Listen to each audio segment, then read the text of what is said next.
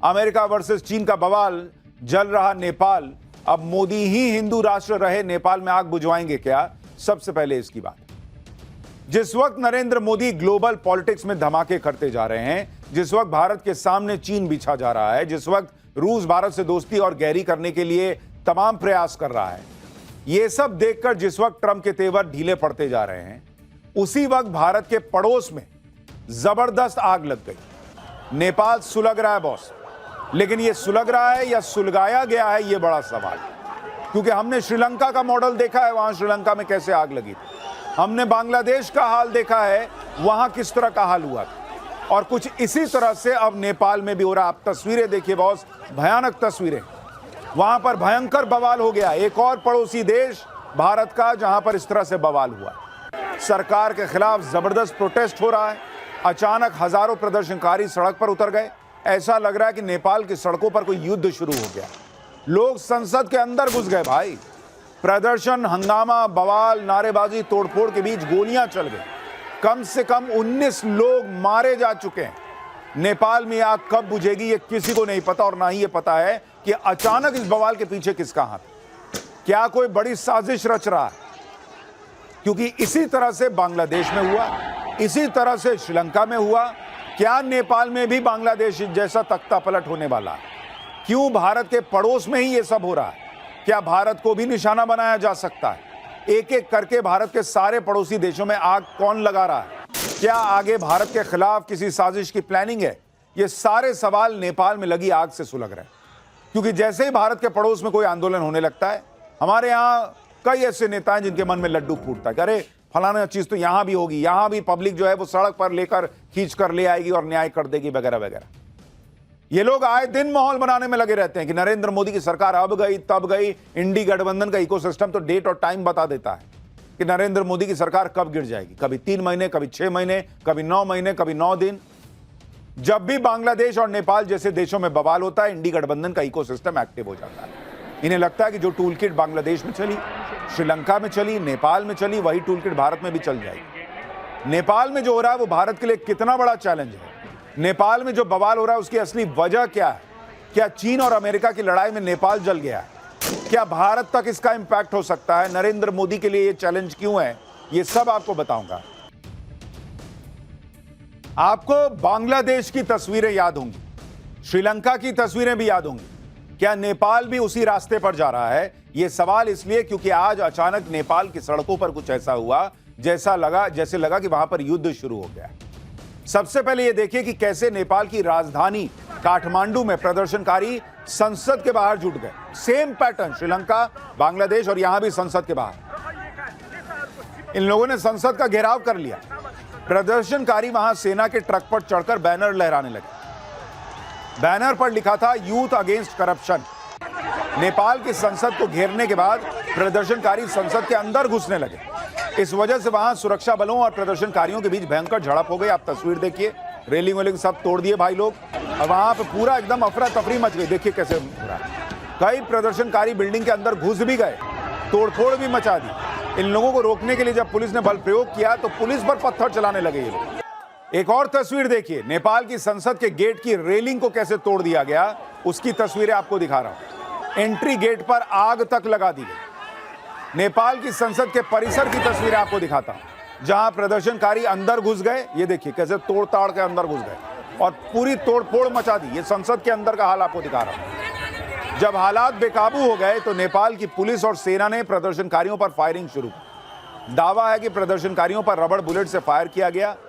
दावा यह भी है कि यहीं से प्रदर्शन और हिंसक हो गया और इस फायरिंग में कई लोग मारे गए। कम से कम 19 लोगों के मारे जाने की खबर है। प्रदर्शनकारियों को हटाने के लिए आंसू गैस के गोले भी दागे गए। इस प्रदर्शन में करीब 350 लोग घायल हुए हैं। नेपाल की संसद के बाहर खड़ी सेना की गाड़ियों को भी टारगेट किया गया। यह सब बवाल तब हुआ जब काठमांडू में संसद के आसपास का जो एरिया है वहां ऑलरेडी कर्फ्यू लगाया हुआ था। तब जाकर यह तमाशा और बवाल हुआ। नेपाल में उग्र प्रदर्शन की कुछ और तस्वीरें देखिए। सोशल मीडिया बैन के खिलाफ नेपाल के कोने कोने से युवा काठमांडू में जुट गए। हजारों की भीड़ संसद की तरफ मार्च करने लगी। प्रदर्शनकारियों को रोकने के लिए सुरक्षा बलों ने बैरिकेडिंग की थी।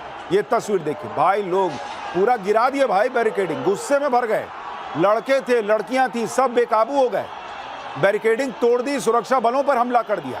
प्रदर्शनकारी इतनी ज्यादा संख्या में थे कि सुरक्षा बल भी इनके आगे सरेंडर करते दिखे। प्रदर्शनकारियों को रोकने के लिए वाटर कैनन का भी इस्तेमाल किया गया, पानी की बौछार मारी गई, लेकिन प्रदर्शनकारी पीछे नहीं हटे।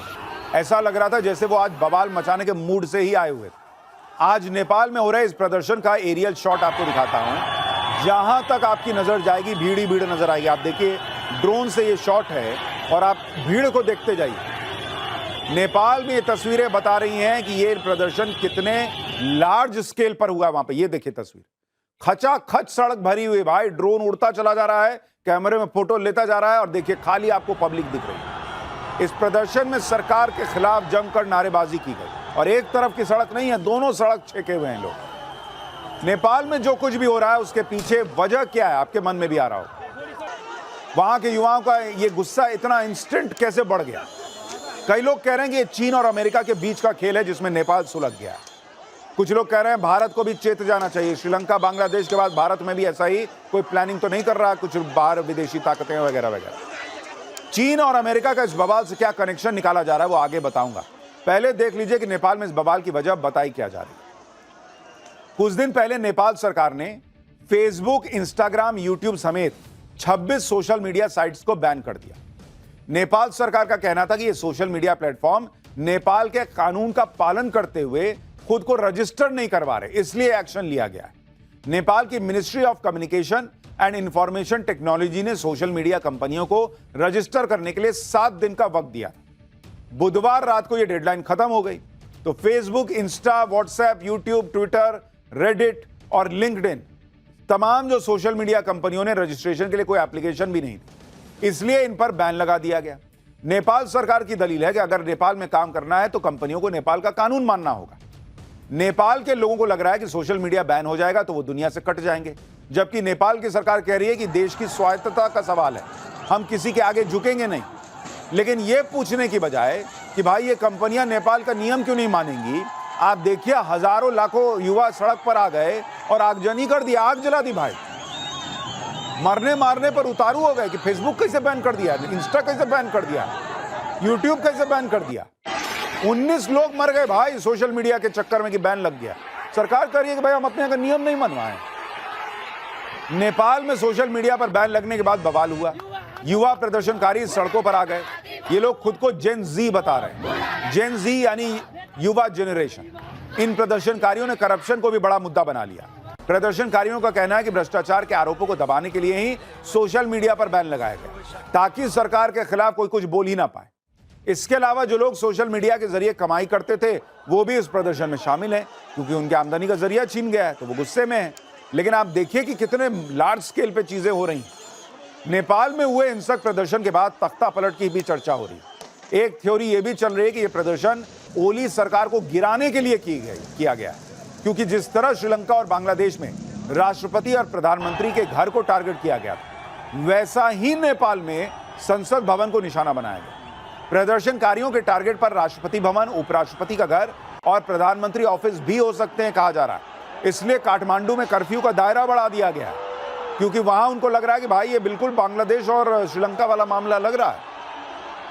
नेपाल के प्रदर्शन में युवा मारे गए, इसलिए इस बात की काफी संभावना है कि नेपाल में अब ये आग ठंडी नहीं होने वाली, बल्कि और भड़क सकती है। श्रीलंका और बांग्लादेश में तो उग्र भीड़ के आगे वहां के सिस्टम ने सरेंडर कर दिया था। वहां राष्ट्रपति और प्रधानमंत्री को देश छोड़कर भागना पड़ गया था। हिंसक प्रदर्शन के बाद नेपाल में केपी शर्मा ओली के इस्तीफे की मांग तेज हो गई है, लेकिन केपी शर्मा ओली अभी प्रदर्शनकारियों के आगे झुकने को तैयार नहीं दिख रहे। दावा है कि हिंसक प्रदर्शनकारियों को देखते ही गोली मारने का आदेश दे दिया गया। आप देखिए इसको, इस लड़के को देखिए भाई, इसको गोली लगी हुई है कहा जा रहा है। देख रहे हैं पूरा इधर गोली लगी, पट्टी उट्टी हुई है, मुंह में पट्टी लगी हुई है और भाई जो है वहां पे लीड कर रहा है भीड़ को। इतने गुस्से में हैं लोग कहा जा रहा है। नेपाल में जो कुछ हो रहा है उसे अमेरिका और चीन की वर्चस्व की लड़ाई से भी जोड़कर देखा जा रहा है, क्योंकि नेपाल में अभी जो केपी ओली शर्मा हैं उन्हें चीन का करीबी माना जाता है। उन्होंने जिन सोशल मीडिया प्लेटफॉर्म को बैन किया उससे ज्यादातर अमेरिकी कंपनियां ही प्रभावित हुई हैं, जबकि टिकटॉक, वाइबर, विटके, निम्बस और पोपो जैसी सोशल मीडिया साइट्स पर कोई बैन नहीं लगाया गया। ये सारी चीन की सोशल मीडिया कंपनियां हैं दावा है कि इन कंपनियों ने नेपाल के कानून के मुताबिक खुद को रजिस्टर करवा लिया था, इसलिए ये बैन से बच गई। जबकि दूसरी थ्योरी ये है कि क्योंकि केपी शर्मा ओली जो है वो चीन के करीबी हैं, इसलिए उन्होंने नेपाल में अमेरिकी कंपनियों का शटर डाउन कर दिया और इसी वजह से यूट्यूब, फेसबुक, इंस्टाग्राम बैन करवा दिया गया, जबकि चाइनीज ऐप्स पर कोई एक्शन नहीं हुआ। इस वजह से ये थ्योरी भी चलने लगी कि कहीं नेपाल में इन प्रदर्शनों के पीछे अमेरिका का हाथ तो नहीं है, क्योंकि इससे पहले आपको याद होगा बांग्लादेश में भी अमेरिका के डीप स्टेट का हाथ होने की बातें कही जाती रही हैं। चीन की भी नेपाल में बहुत दिलचस्पी है, इससे कोई इनकार नहीं कर सकता। नेपाल की सीमा भारत के साथ साथ चीन से भी लगती है। पिछले कुछ सालों में चीन तेजी से नेपाल को अपने पाले में करने में लगा हुआ है। साल 2016 में चीन ने नेपाल को तीसरे देश से व्यापार करने के लिए अपने बंदरगाहों का इस्तेमाल करने की इजाजत दी थी। चीन का मकसद यह था कि नेपाल भारत पर अपनी निर्भरता कम करे। इस समझौते के अगले ही साल यानी 2017 में नेपाल की सरकार ने चीन के साथ बेल्ट एंड रोड इनिशिएटिव पर साइन कर दिया। चीन के इस प्रोजेक्ट पर गरीब और विकासशील देशों को कर्ज जाल में फंसाने का आरोप लगता रहा है। जैसे पाकिस्तान के नहीं साथ किया कि तुम पैसा लो, मेरा चलने दो काम, पाकिस्तान बिक गया। वही नेपाल के साथ हो रहा है, ये कहा जाने लगा। नेपाल ने चीन के अलावा अमेरिका से भी कर्जा लिया हुआ है। अमेरिका के भी कई प्रोजेक्ट्स नेपाल में चल रहे हैं। इसी साल फरवरी में नेपाल के पीएम केपी शर्मा ओली ने नेपाल पर बढ़ते विदेशी कर्ज को लेकर चिंता भी जताई थी। यानी नेपाल को अखाड़ा बना दिया गया है, जहां चीन और अमेरिका की वर्चस्व की लड़ाई चल रही है। अब नेपाल की सरकार का रुख कोई भी हो, लेकिन नेपाल की जनता यह जानती है कि नेपाल के लिए भारत ही बेस्ट है। नेपाल भारत से सटा हुआ देश है। भारत और नेपाल का रोटी बेटी का नाता है। भारत और नेपाल के बीच गहरे सामाजिक सांस्कृतिक संबंध है। इसलिए नेपाल में कुछ भी उठापटक होती है तो उसका इंपैक्ट भारत पर पड़ेगा ही पड़ेगा। भारत और नेपाल के बीच 1751 किलोमीटर लंबी सीमा है। नेपाल का बॉर्डर यूपी, बिहार, उत्तराखंड, सिक्किम, पश्चिम बंगाल से लगता है। अगर नेपाल में अस्थिरता बढ़ेगी, भारत विरोधी ताकतें हावी होंगी, तो भारत में आतंकियों की घुसपैठ, ड्रग्स तस्करी, नकली नोटों की तस्करी का खतरा बढ़ जाएगा। इसलिए नेपाल के हालात सीधे सीधे भारत की सुरक्षा को भी प्रभावित करते हैं। आप बांग्लादेश का उदाहरण याद कीजिए ना बॉस। पिछले साल बांग्लादेश में जो तख्ता पलट हुआ था, उसका असर अभी तक भारत झेल रहा है। बांग्लादेश में भारत विरोधी ताकतों के हावी होने से वहां पाकिस्तान बांग्लादेश से मेलजोल बढ़ाने का प्रयास कर रहा है। भारत के लिए तनाव की बात इसलिए भी है क्योंकि नेपाल में यह प्रदर्शन ऐसे वक्त में हो रहे हैं जब नेपाल ने भारत से सीमा विवाद छेड़ा हुआ है। दरअसल हाल ही में भारत और चीन के बीच उत्तराखंड के लिपुलेख दर्रे से सीमा व्यापार को फिर से शुरू करने पर सहमति बनी, लेकिन नेपाल ने इस पर यह कहते हुए आपत्ति जताई कि यह तो नेपाल का इलाका है। भारत ने लिपुलेख पर नेपाल के दावे को सिरे से खारिज कर दिया। हालांकि इस मुद्दे पर चीन ने नेपाल का साथ नहीं दिया और इस विवाद से दूरी बना ली। नेपाल के पीएम ने एससीओ समिट के इतर चीन के राष्ट्रपति शी जिनपिंग से मुलाकात की और इस मुलाकात में नेपाल ने चीन के राष्ट्रपति से कहा कि अरे बॉस, लिपुलेख नेपाल की जमीन है, आप कैसे उधर डील कर लिए भारत से। लेकिन शी जिनपिंग ने नेपाल के पीएम को ज्यादा भाव ही नहीं दिया। नेपाल के पीएम 5 दिन की यात्रा पर चीन गए थे। वो चीन की विक्ट्री डे परेड में भी शामिल हुए, लेकिन चीन और भारत के रिश्ते अभी जो हैं उसमें नेपाल को कोनी मार दी गई। नेपाल की तरह ही पिछले साल बांग्लादेश में सरकार विरोधी प्रदर्शन हुए थे। प्रदर्शनकारी प्रधानमंत्री के घर में घुस गए थे। तब इंडी गठबंधन के नेताओं ने यही कहा था कि एक दिन भारत में भी ऐसा होगा। भीड़ पीएम आवास में घुस जाएगी, पीएम मोदी को कुर्सी से हटा देगी। अब नेपाल में जो प्रदर्शन हो रहे हैं उसे लेकर भी इंडी गठबंधन के नेता इसी तरह की बातें कहेंगे। जैसे कांग्रेस नेता बीवी श्रीनिवास ने नेपाल का एक वीडियो शेयर करते हुए कहा कि नेपाल के जागरूक युवाओं ने बगावत कर दी। तानाशाही ज्यादा दिनों तक चलती नहीं, चाहे मुल्क कोई भी हो। इशारा देख रहे हैं आप? जहां इस तरह का कुछ होता है, इस देश में कुछ नेताओं की बाँचें खिल जाती कि कहीं भारत में भी ऐसा हो तो हो जाए कुछ कमाल। इंडी गठबंधन के नेताओं का यही हाल है। वो दूसरे देशों की हालत देखकर सपने पालने लगते हैं कि भारत में भी ऐसा हो जाएगा क्या। ऑपरेशन सिंदूर को लेकर भी इंडी गठबंधन ने ट्रंप के एजेंडे को पुश किया। ट्रंप ने भारत को डेड इकोनॉमी कहा तो यहां नेता विपक्ष राहुल गांधी ने उनके बयान का समर्थन कर दिया। ट्रंप जिस तरह भारत से भिड़े हुए हैं, इंडी गठबंधन को उसी में जो है अपना आनंद दिख रहा है। हालांकि ट्रंप ने भारत और पीएम मोदी के प्रति अपने रुख को थोड़ा नरम किया है, लेकिन ट्रंप के करीबी अभी भी भारत को टारगेट कर रहे हैं।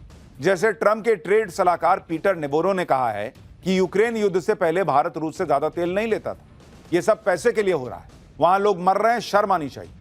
इसी तरह अमेरिका के वित्त मंत्री स्कॉट बेसेंट ने कहा कि अगर अमेरिका और यूरोपीय संघ रूसी तेल खरीदने वाले देशों पर और प्रतिबंध लगाते हैं, सेकेंडरी टैरिफ लगाते हैं, तो रूसी अर्थव्यवस्था पूरी तरह से चरमरा जाएगी और राष्ट्रपति पुतिन को बातचीत की मेज पर आना पड़ेगा। इधर ट्रंप के करीबी भारत को टारगेट कर रहे हैं, उधर भारत भी अपने तरीके से अमेरिका को जवाब दे रहा है। जिस ब्रिक्स से ट्रंप बहुत चिढ़ते हैं, आज उस ब्रिक्स की ऑनलाइन बैठक हुई थी, जिसमें रूस की तरफ से पुतिन, चीन की तरफ से शी जिनपिंग और भारत की तरफ से विदेश मंत्री एस जयशंकर शामिल हुए। ट्रंप के टैरिफ वॉर के बीच यह बैठक हुई और इस बैठक में दो देश ऐसे हैं जिस पर सबसे ज्यादा टैरिफ लगा हुआ है, भारत और ब्राजील। इस बैठक में भारत और चीन दोनों ने अमेरिका की टैरिफ वाली मनमानी का तगड़ा जवाब दिया। चीन के राष्ट्रपति ने कहा कि एक देश जो लगातार ट्रेड और टैरिफ वॉर कर रहा है, जिससे ग्लोबल अर्थव्यवस्था और ट्रेड पर असर पड़ रहा है, ब्रिक्स के देशों को मिलकर काम करना होगा। हम जितना करीब होकर असरदार तरीके से काम करेंगे, उतना ज्यादा हम बाहरी खतरों और चैलेंज से निपट पाएंगे। यानी चीन ने खुला ऐलान कर दिया बॉस कि आप क्वाड वर्ड भूलिए, अब ब्रिक्स की बात कीजिए, हम मिलकर काम करेंगे, ट्रंप कुछ नहीं कर पाएगा। ब्रिक्स की बैठक में भारत के विदेश मंत्री एस जयशंकर भी थे। उन्होंने भी इशारों में अमेरिका को ठोक दिया और ब्रिक्स देशों की एकजुटता पर जोर दिया। सुनिए एक बार एस जयशंकर को, फिर आपको बताता हूं ये ज़ेलेंस्की क्या कूद रहा है आजकल। Approaches to promote trade that is sustainable. Increasing barriers and complicating transactions will not help. Neither would the linking of trade measures to non-trade matters. The BRICS itself can set an example by reviewing trade flows among its member states. Where India is concerned, some of our biggest deficits are with BRICS partners, and we've been pressing for expeditious solutions. Trump की धमकियों को ठेंगा दिखाते हुए भारत, रूस और चीन से भी बात कर रहा है, ब्रिक्स को भी मजबूत कर रहा है। दूसरी तरफ जिस यूक्रेन युद्ध के लिए ट्रंप भारत से भिड़ रहे हैं, उस यूक्रेन का हाल देख लीजिए। यूक्रेन के राष्ट्रपति ज़ेलेंस्की एक तरफ यूक्रेन युद्ध रुकवाने के लिए पीएम मोदी को मदद मांगने के लिए फोन कर रहे हैं और दूसरी तरफ भारत